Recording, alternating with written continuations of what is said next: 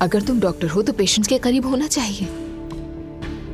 तुम्हें समझाना तो बिल्कुल ही फजूल है।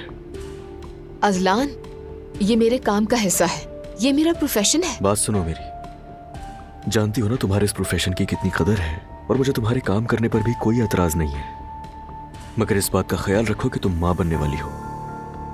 तुम कहना क्या चाह रहे हो? ये सब बंद कर दो। बोल दो मैं प्रेग्नेंट हूँ, मैं नहीं कर सकती काम, थकना सही नहीं है मेरे लिए। फिर बाद में क्या होगा? वो बाद में देखा जाएगा।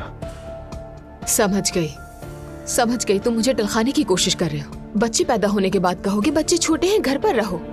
मैं इंटर्नशिप नहीं कर सकूंगी और वो अधूरी रह जाएगी। ठीक है, अब अगर तुम्हें ऐसा लगता है तो मैं आगे कुछ नहीं बोलूंगा, और ना ही तुमसे उस बारे में कुछ भी पूछूंगा। ठीक है मेरी जान, जाओ जाके अपनी इंटर्नशिप करो।